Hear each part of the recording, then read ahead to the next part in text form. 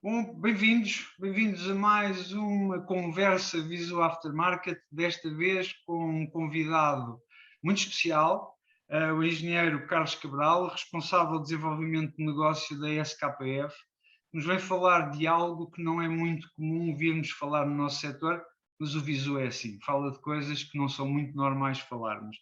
Portanto, queria agradecer ao Carlos Cabral por estar aqui connosco hoje, porque seguramente vai-nos dizer aqui coisas muito interessantes. Gostava só de fazer aqui um enquadramento.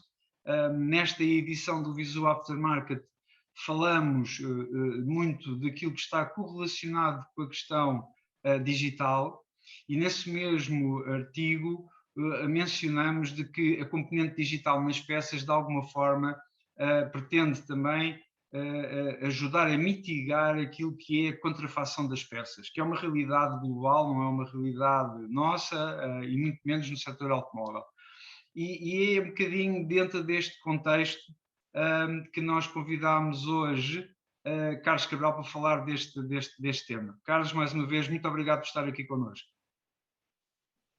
Obrigado pelo convite e a oportunidade de falar sobre esta temática. Sim, como bem disse, se calhar não é assim tão habitual fazer parte do nosso dia-a-dia.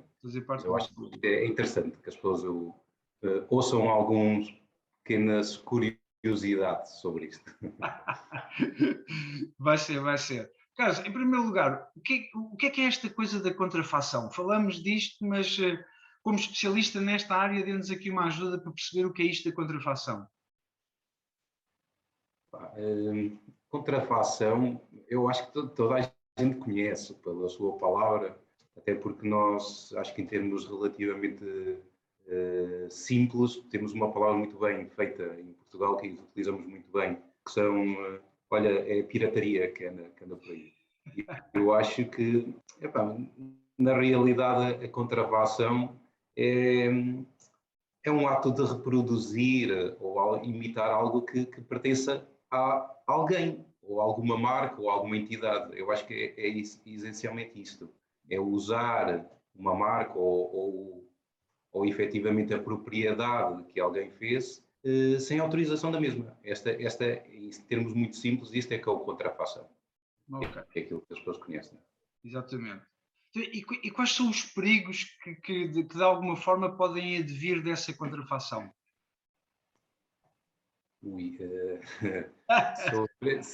Sobre esses temas, se calhar eu começava para só representar aqui um número, antes de passarmos para aí. Primeiro, a contrafação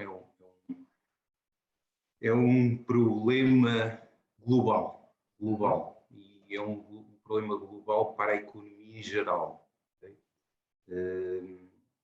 Há um estudo, facilmente vocês podem encontrar, sobre a Organização de Cooperação e o Desenvolvimento Paraeconómico, que diz facilmente que em todo o mundo 3,3% de todas as transações comerciais trata-se com produtos falsificados, o que é terrível. Então, falar de falsificação, cuidado, pode ser extremamente abrangente.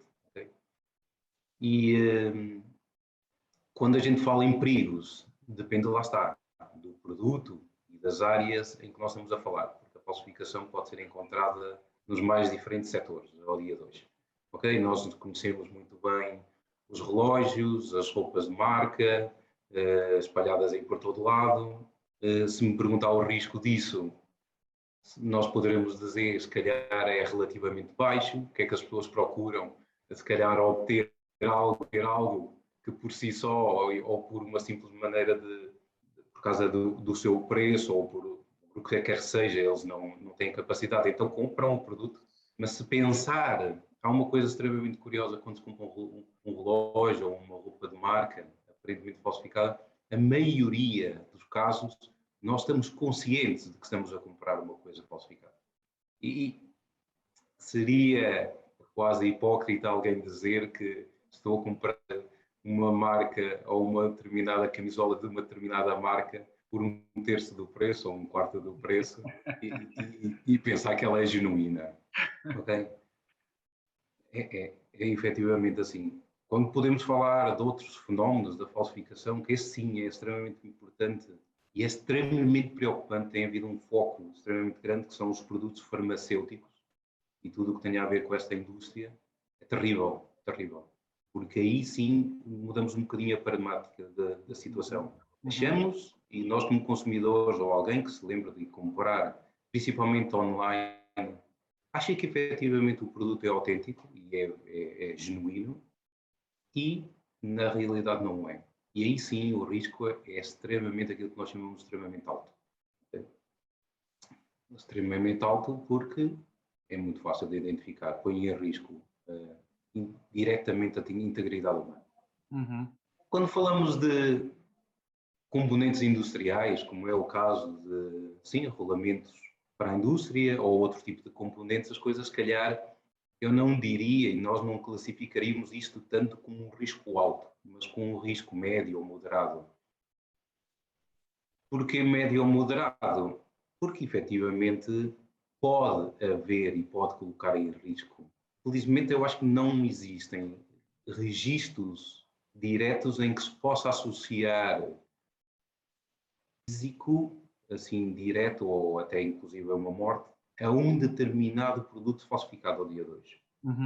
Por isso ainda é considerado, mas que o risco é iminente e principalmente em produtos industriais e da área automóvel é extremamente elevado.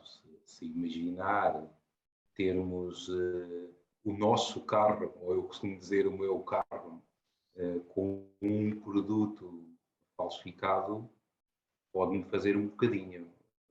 Há uma das coisas que eu digo sempre na tom da brincadeira com os colegas, que é, pelo menos em termos de tudo que seja de pneus, rodas e travões, desculpem, mas isso não facilito, porque se tiver que parar, o carro tem que parar. Tudo o resto vale o que vale, mas quando a questão é extremamente simples, quando se põe e se as pessoas tomem a consciência que poderá impactar na sua vida ou na vida de alguém querido, é extremamente importante e as pessoas, eu acho que mudam um bocadinho o conceito do que é que pode ter e que implicações é que pode ter esse tipo de coisas. Ok. Em empresas como a SKF, o Carlos trabalha e representa, e outras empresas, este fenómeno, que é um fenómeno global, como é que isto impacta nas empresas? Não é? Qual é o impacto que isto tem? E não estou só a falar do impacto em termos económicos, não é? Porque isto, tendo em conta que hoje algumas falsificações têm um nível tal que já é difícil de separar, de a gente reconhecer assim, até mesmo em termos de imagem, isto seguramente tem aqui algum impacto. Como é que o Carlos dimensiona isto? Portanto, este impacto nas empresas e nas economias? O impacto económico é evidente, é extremamente evidente, isso não, eu acho que não é, e é inquestionável para todos. Quando eu há bocado referi que 13,3% do comércio mundial se estima que pode ser afetado e está relacionado ao que é representado por produtos falsificados, é terrível. Então, se eu lhe disser ainda que se calhar 6,8% das importações para a comunidade europeia também se estima que sejam produtos incrível, 6,8% das importações. Ok? Não sou eu que digo, é a Organização de Cooperação e Desenvolvimento Económico. É muito. Eles dizem que são acima de 120 bilhões de euros. Algo que se calhar passa completamente à parte da maioria das pessoas e é terrível, é terrível. Carlos, isso Sendo que até se estima... Diga, desculpa. É muito contentor. Sim, sim. Não, é muito contentor de material. Sim, sem dúvida, sem dúvida. E inclusive existe, como ele estava a dizer, também alguns estudos em que tentam representar o peso que poderão ter este tipo das diferentes indústrias neste tipo de coisas, onde, claro que o calçado, a roupa, representa brutalmente, tem um peso relativamente significativo, acima dos 30%, estes dois setores, mas todas as outras indústrias, por exemplo, já representam por volta de 12, 15% deste valor, o que é extremamente curioso, como é que se pode, e como é que tem este tipo de magnitude. E porquê é tanto impacto? A questão não está só na questão comercial, a questão é o que é que pode impactar, se há um bocadinho de lesia num carro, mas veja, e disse-me, e referiu há pouco, que assim, eu estou ligado à parte industrial, mas veja o que é que pode colocar um regulamento ou um componente industrial desta natureza numa máquina produtiva, em que, por exemplo, pode simplesmente impactar toda a sua produção durante um dia, ou durante vários dias, porque se a máquina se estraga, se calhar a reparação pode não ser assim tão rápida. Portanto, o impacto económico é extremamente elevado. Tanto de uma consequência direta, ok, da aplicação do que se chama-se de um produto falsificado, pela imprevisibilidade, pela falta de fiabilidade dos produtos, porque nós não sabemos efetivamente o que é que podemos esperar. Até pode correr tudo muito bem. E não esperem, eu quase gostava, eu às vezes sou um bocadinho forte nas palavras, mas não esperem que um produto falsificado seja mau.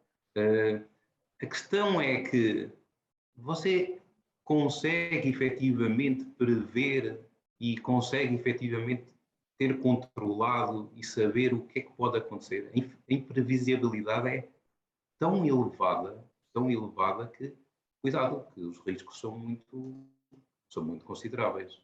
E as pessoas, por mais que tentem ser um bocadinho, sei lá, tentem minimizar um bocadinho essa questão, creio que é preciso, temos que ter um bocadinho de cuidado com aquilo que fazemos.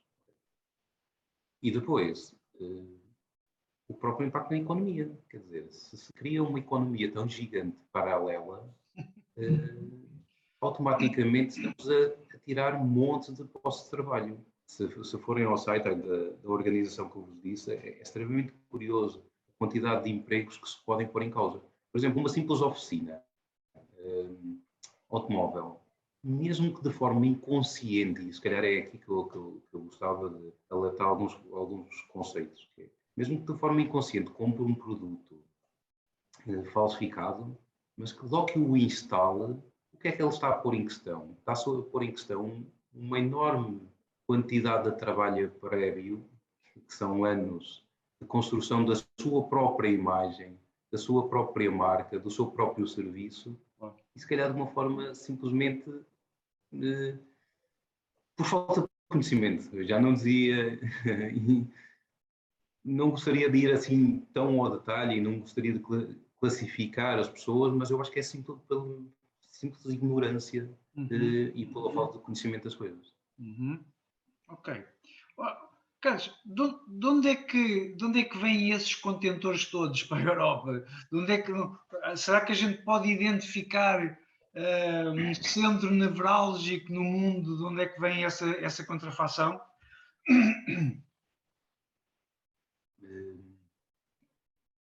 É muito difícil.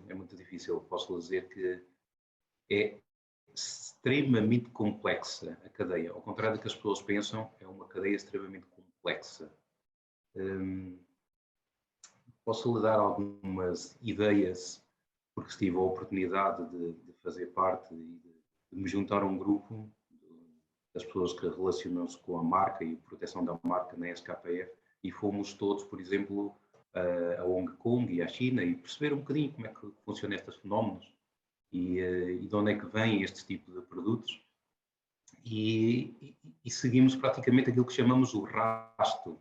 E alguns, nesta questão da digitalização, dos e-mails, dessas propagandas que nos chegam às mãos, o que é que nos motiva efetivamente a comprar? Eu tenho um e-mail com não sei quantas marcas, onde me oferecem qualidade, onde me oferecem preço, onde me oferecem disponibilidade, e então, como? Então, por que não? Vamos lá. A primeira coisa que a gente vê, efetivamente, são sites extremamente bem construídos, porque o dia de hoje é incrível, a facilidade e a qualidade dos sites que se vê, as imagens são incríveis, e pronto, e se no início começa quase por um simples e-mail e só com um site de internet, rapidamente também há uma necessidade de mostrar um local físico e tal, então chegámos aí, por exemplo, a Hong Kong, procurar uma destas grandes revendedores que se mostravam.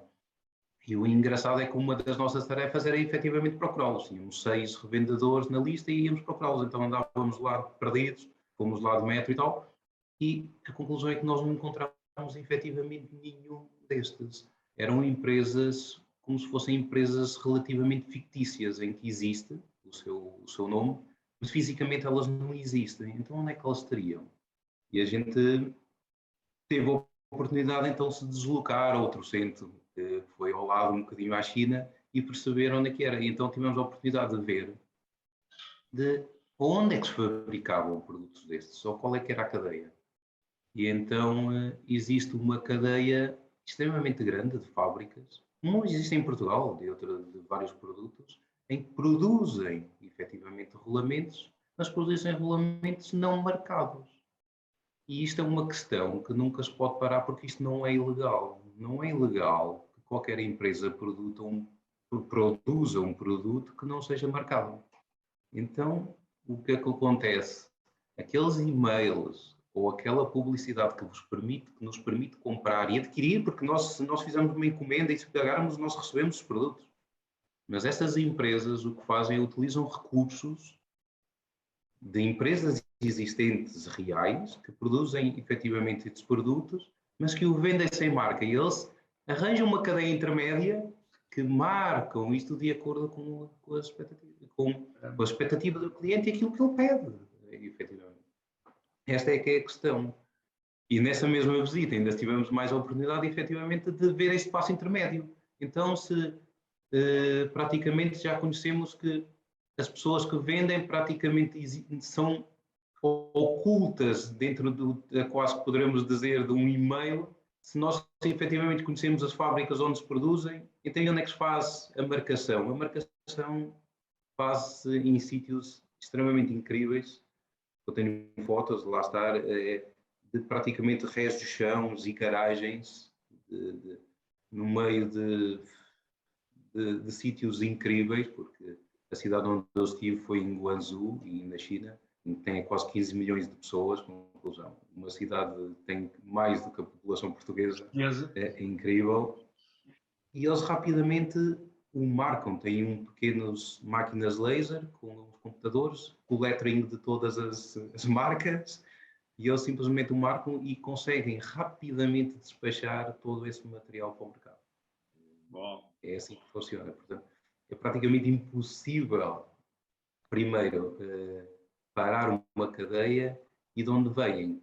Ao dia de hoje, essencialmente, o mercado foi desenvolvido mais com a parte da China e mais desses lados.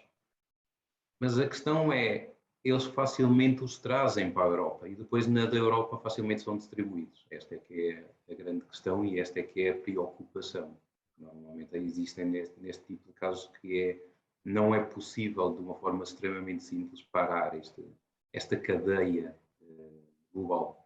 Porque quem produz, essa é que é a parte mais curiosa. Quem produz não faz nada ilegal. Essa é que é a parte mais curiosa do processo. Portanto, não se podem fechar fábricas só por fechar. Pois. Muito interessante. Este fenómeno impacta muito em Portugal ou é um fenómeno que está... Ou seja, os portugueses estão um bocadinho fora deste fenómeno?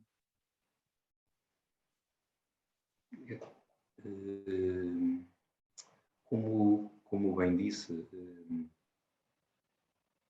a digitalização ao dia de hoje e a possibilidade das pessoas comprarem, eu acho que qualquer mercado fica exposto de forma extremamente simples a este fenómeno. Se Portugal é um país afetado, posso lhe dizer que eu estou desde 2013 com esta responsabilidade, e desde aí tivemos algumas, o que nós chamamos raids, onde nós tínhamos primeiro uma perspectiva extremamente curiosa, que era, o que é um raid? O raid era ir a uma determinada companhia e tentar verificar e aprender produtos falsificados, na altura. O primeiro que eu fiz foi em 2015 e eu recordo-me exatamente o número de regulamentos que nós aprendemos nessa altura, que foi com a ASAI, foram 6.677 regulamentos. Eu lembro-me porque eu estive até às tantas a contar e a verificar regulamentos, foi um dia incrível, incrível.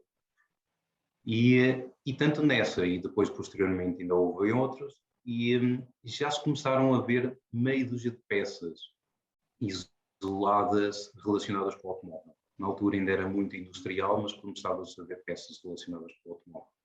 Peças mais relacionadas com regulamentos, são regulamentos, mas peças de automóveis.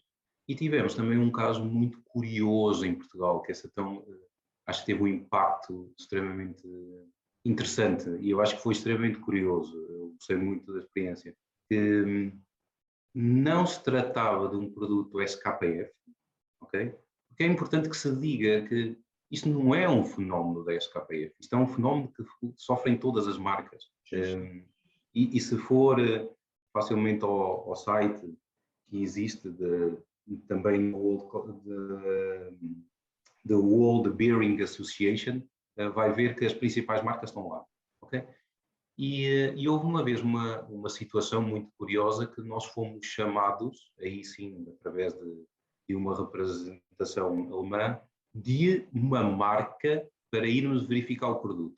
A marca, como peça original, não produzia um regulamento, aquilo que chamávamos um regulamento de roda, que era da responsabilidade da SKF, e fomos pedidos para verificar, porque segundo ele, estava-se a vender e estava-se a achar uma atividade estranha com um determinado regulamento de roda de uma caixa original. E fomos lá e verificámos efetivamente que em Portugal estava a acontecer esse fenómeno. Ou seja, não estava uma caixa SKF, não estava relacionado com o nosso produto.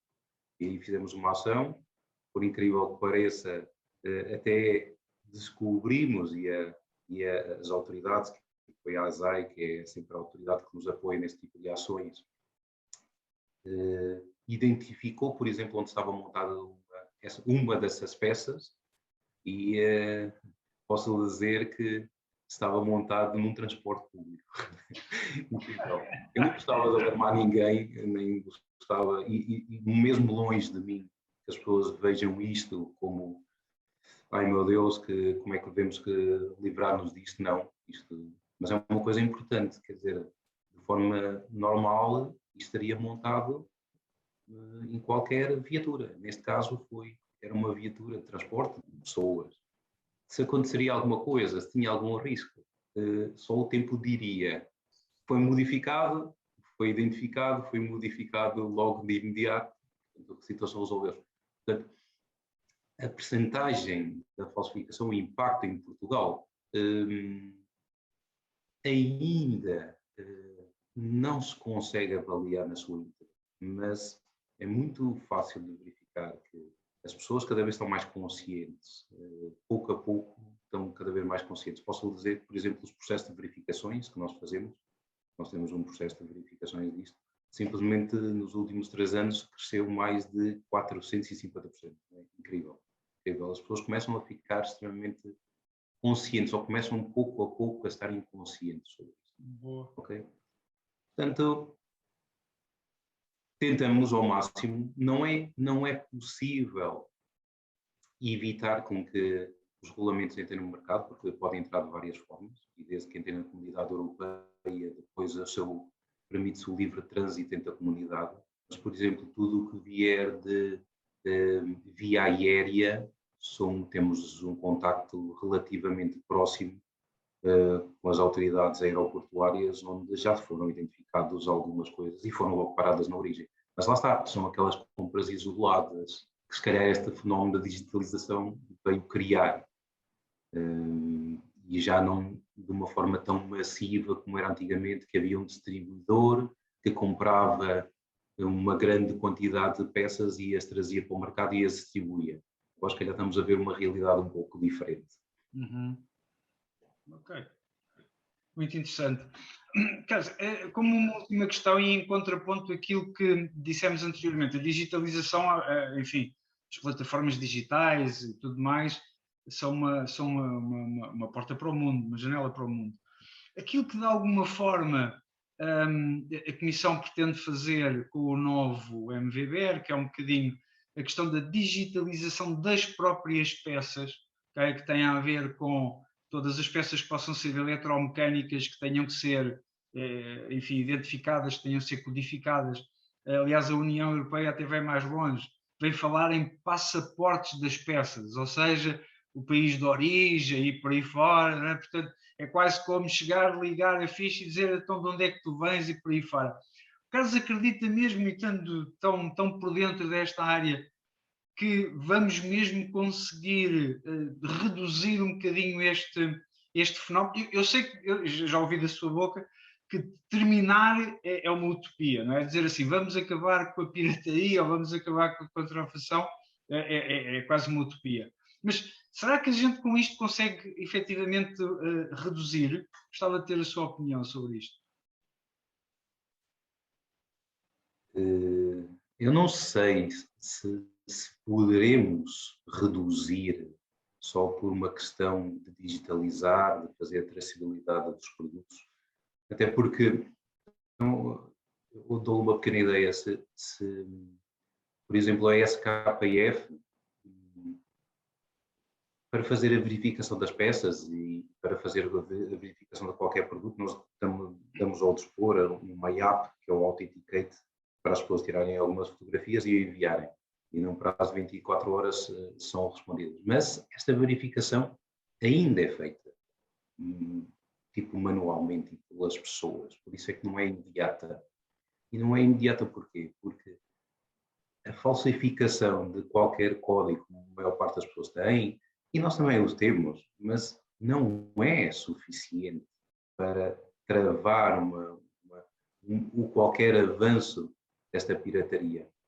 Se vamos fazer traçabilidade e se vamos fazer a identificação, sem dúvida que vai ser um passo extremamente importante, e a SKF também está a investir neste ponto, assim como todas as marcas seguramente o estão a investir também.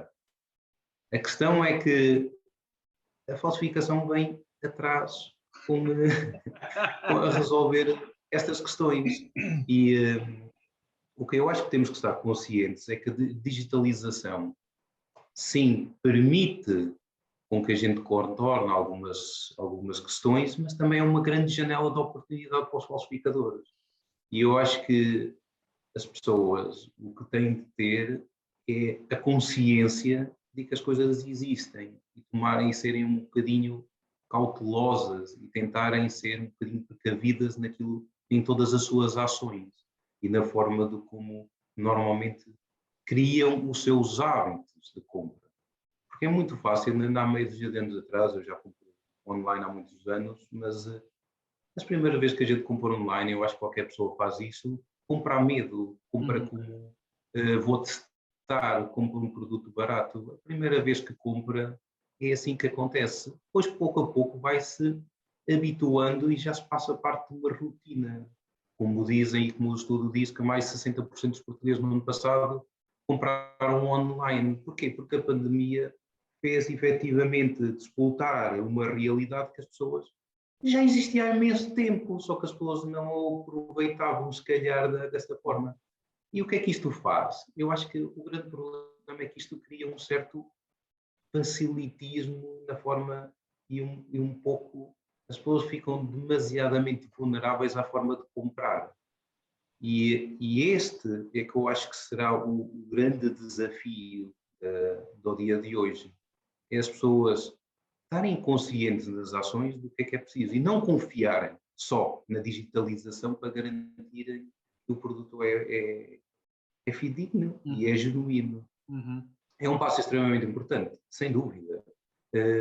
Mas é preciso terem atenção. E ao dia de hoje, onde eu acho que é claro para todos, onde existem enormes desafios de disponibilidade de todas as marcas, a janela de oportunidade para pôr produtos no mercado falsificados é extremamente grande.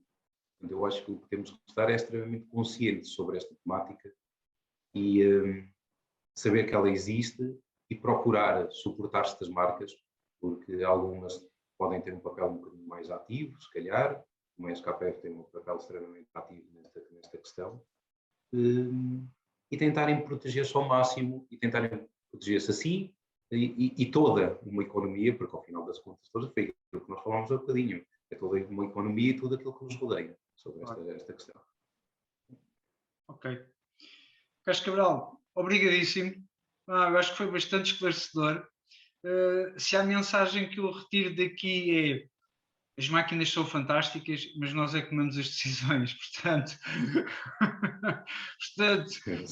não é? Independentemente da digitalização e tudo mais, a consciência das pessoas é que faz realmente a diferença aqui na decisão da compra, na decisão da utilização, na tal consciência que o Carlos falou tantas vezes aqui durante esta nossa pequena conversa. Fico-lhe muito agradecido ao Carlos, à SKF, por este esclarecimento, que acho que foi efetivamente disruptivo daquilo que é habitual dentro do nosso setor automóvel.